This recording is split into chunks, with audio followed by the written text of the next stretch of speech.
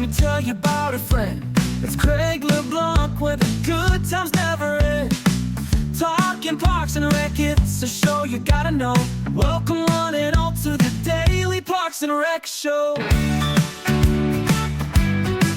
It's the Daily Parks and Rec Show. You know, Parks and Rec helps provide that challenge, that struggle that kids need. And so, you know, get your kids outside and get them into programs that help them learn and grow and struggle. Learn to win well, but learn to lose well. Learn to work hard and have fun. Teamwork, right? I mean, it is about having fun, but it's also about doing hard things, right? And I think that could be a really fun, valuable message.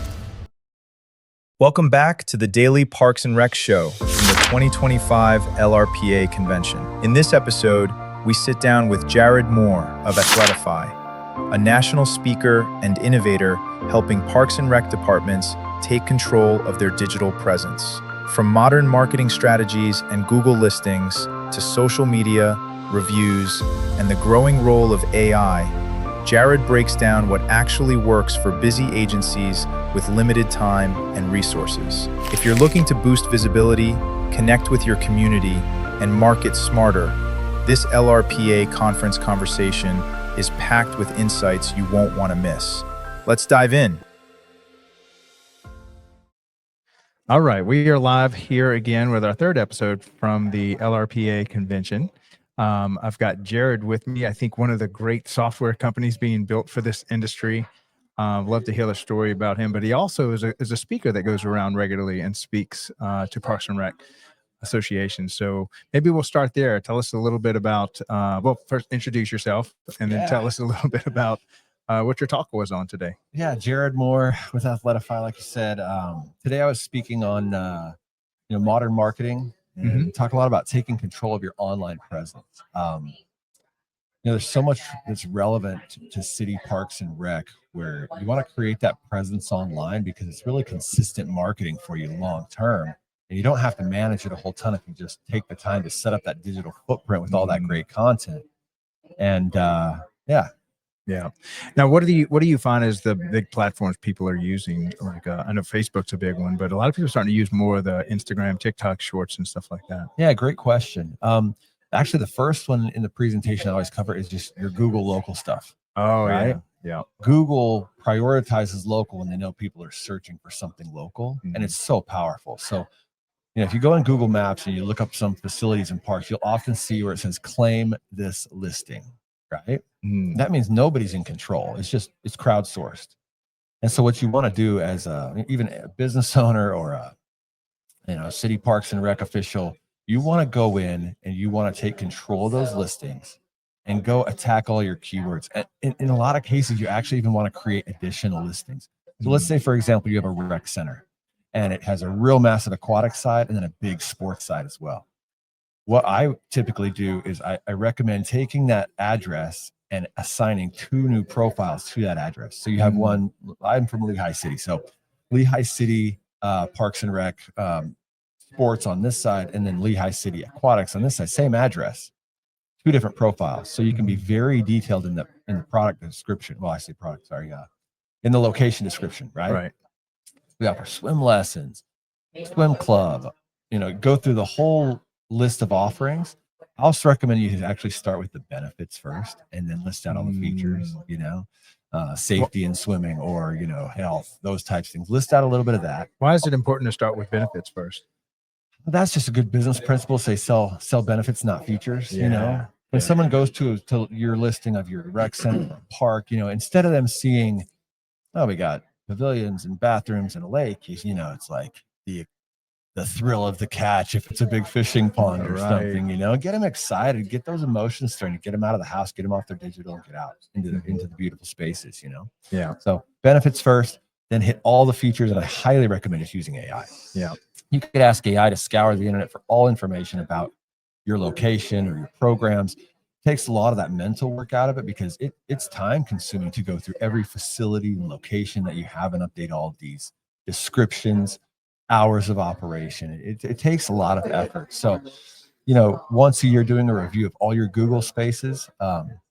We did talk about Facebook some too. We should talk about TripAdvisor too while we're here because so much tourism in the cities and people don't utilize TripAdvisor. You can claim a listing on TripAdvisor the same way. You may already have a listing if it's a big tourism attraction and you don't even know that that listing is there. Take control of it.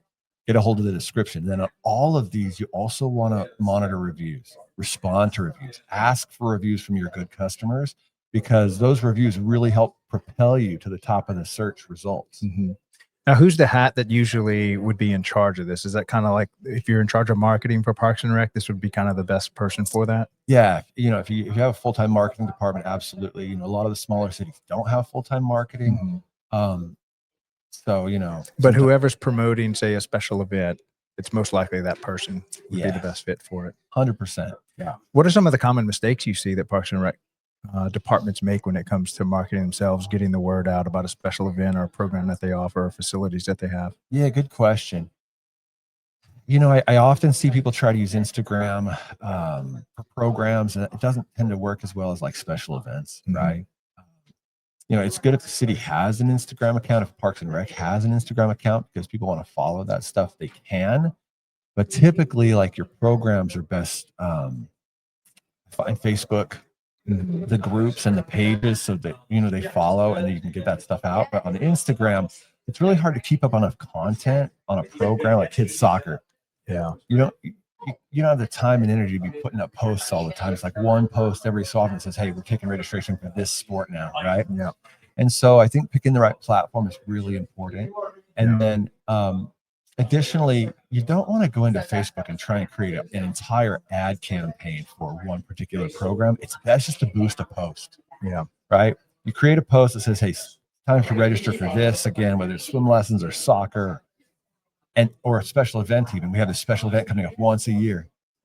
Just hit that with a boost. And then you don't have to take the time to set up some massive campaign. You just boost that one post and let it run. Right. It's so much easier with Parks and Rec being so busy. It's much easier to manage. Now, should they be kind of compartmentalizing the different parts of marketing? Like, you've got announcements, and then you've got, I guess, raising awareness about what a service, what a facility offers. And then you've got like a special event, which is trying to drive traffic to attend the special event. Maybe talk about the different hats you're kind of wearing depending on what you're trying to promote. Yeah, great. Another great point. It's interesting because, the more targeted you're offering on social media, especially, the better they're going to rank you and put you in front of those people. So, I talked to one city. They have one Instagram account for the entire city. Fire department, police, they all post. I don't know who does it, but But again, he said, well, anybody that just wants to know what's going on in the city, perfect. But that's such a broad thing that, you do need to get more specific. I wouldn't recommend an Instagram account for every single sport that you have, right? I mean, that would just consume your life. A page on Facebook, I find, you can be a little more broad with. Let's say you do a page for youth sports, do a page for adult sports. Maybe those are the same page. Kind of depends on how much time and energy you have to manage all those. The more pages you have, the harder it is to keep up with all the posts. Yeah. So often maybe it's one for sports and rec and one for aquatics, one for special events, because those are a little bit different. And then the respective managers can focus on those. Doing one broad one for the city is tougher. Instagram works really well for the special events, not as good for the sports, right? Yeah. But you have a big event, you take pictures, post those pictures throughout the week, and then the next week afterwards, just to keep people engaged. Then the next time you have a special event, take some of those pictures. Our last event was awesome. Next one's coming up. Yeah. Keep those posts going. So Instagram can work good for special events. Not as good for some other stuff. So a lot of Parks and Rec departments that I meet are still really almost in the print media, where they just have a newsletter. It's a hard newsletter that goes out. It's something that goes out maybe even quarterly, that showcases everything. Yeah. What would kind of be the first steps of somebody saying, all right, let's start dipping our toe into the digital media platforms and stuff? Where do they start? On that one, I'd probably say I'd create a Facebook page. Yeah. And not a group, but a page. And then just post that newsletter to the page. Try and get some weekly content on there if you can, of what's going on. And I'd say that would be number one. TripAdvisor and Google are more like, I want to set up my presence, monitor reviews, and that type of thing. But all of these platforms are important because AI really is starting to become bigger search engines, and they want recent content, and they're going to reviews and comments and all those types of things to deliver more recent content. Yeah. And so having all of those reviews is really important. Now, in what other way is AI kind of changing? Because it can actually go and read all the comments live and then start making recommendations versus algorithms. I think AI is just much more robust in getting the real-time information. It is, and where it goes in the future is going to be tough to know. But we are seeing a trend already that, as opposed to just going to a website and reading data that's months old, it's also going to consume all of the data from the Google local, which will have tons of reviews.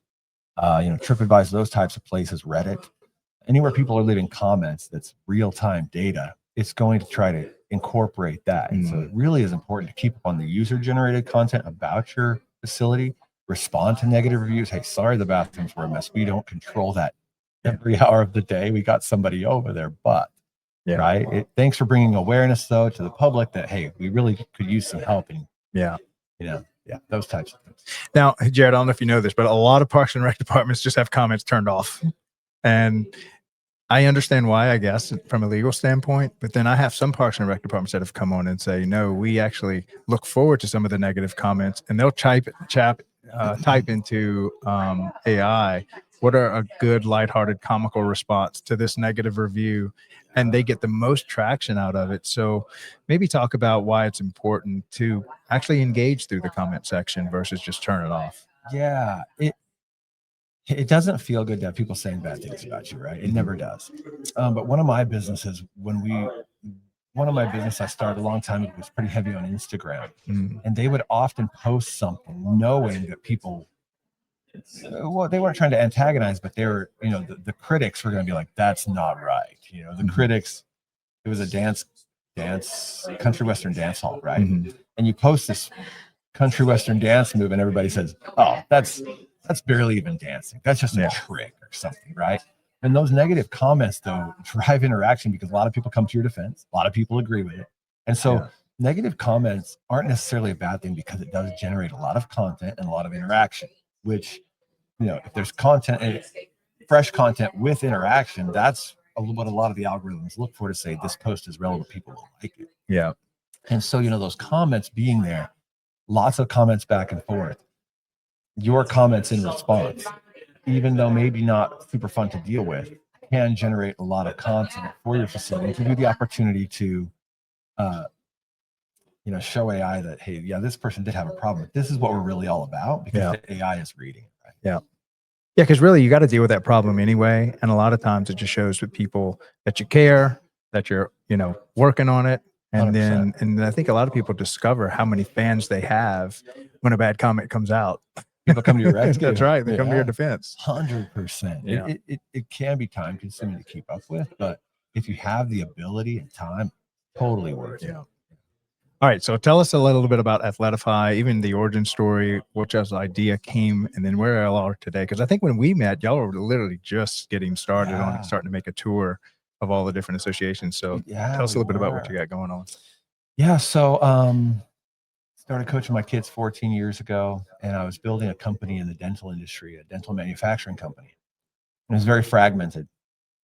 And so I noticed a lot of the problems from the dental industry were also present in the Parks and Rec as I was coaching there.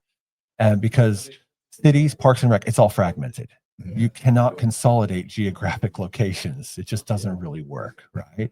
So because of the nature of the geography of a city, a county, et cetera, you can't combine them all into one to get economies of scale, best practice, all of those things, right?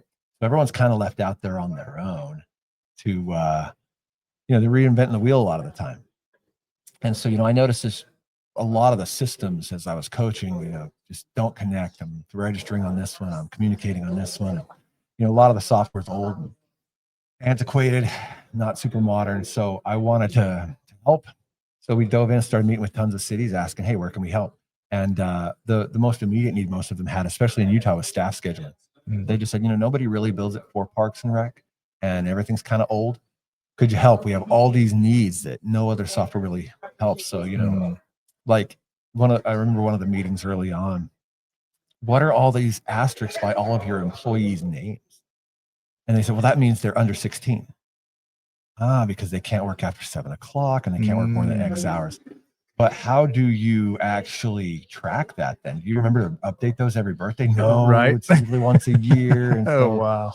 and those types of things that, they have to keep track of, and nobody's really delivering for them. And so, that's one of the first things we built in there. When you're scheduling on our software, you click, create a shift, and it gives you a list of available people and then a list of unavailable people. So you can, hey, I'm looking for so-and-so. I don't see him. Shift ends after 7:00 and it says, there's a conflict there. And so, try and take all of that data, because they have so many part-timers, Another big issue is price. User-based pricing is tough. When you have 400 part-time employees that are only employed maybe half the year or a quarter of the year, and they're coming and going all the time, and they're all part-time, so it's not worth $3 a user or whatever. That's tough. It's tough. So we did a flat rate price, unlimited staff, and Oh, wow. unlimited staff for an organization to really help them out. And we're actually pretty cheap still, because, we've only been around for about a year, and maybe we're missing a couple little features here and there that some of the ones that have been around for a long time. So we want to make sure we're delivering really good value. So yeah, that flat rate's going to be really important, because a lot of these Parks and Rec departments have 50 full-time employees and 200 part-timers of lifeguards and summer camp counselors and stuff. And so that's going to be really useful or attractive for them. Yeah, that's our goal, is to really just, we want to help as much as we can. Yeah. So now y'all are officially launched nationwide, ready to go, or out of beta and all that stuff? Well, we've still got the beta going for just through the end of the year. We're finishing up. The features are there, but we always start with the most basic version of a feature, right? So that we can have our users try it and tell us where we got it right. Yeah. And so we launched our availability, the staff saying when I'm available, when I'm not available. We launched that about a month and a half ago. We're taking all the feedback on that. We're going to finish that one up, and then document management as well is being finished up right now. When those two features are done, end of the year, we're going to end the beta and then officially start selling to the masses. Yeah. Fantastic. Now, where's your brother at? He's back home typing on the keyboard, or he's traveling with you, or y'all split up the country, or what y'all doing? He was supposed to be here speaking with me. We like to speak as much as we can. Because, they're doing such good things out here at all these conferences. We'd love to come and give as much good, real life data as we can of things that have helped us in our business careers and whatnot. Yeah. Like the marketing one. And so he was supposed to come speak on Thursday, but he couldn't make it. So busy. I'm gonna have to cover for him. I think he's still pending. His flight's still pending. Oh, no. We'll see. Oh, well, hopefully we can get him out here then. I hope so. Now, what's your next show that you're attending?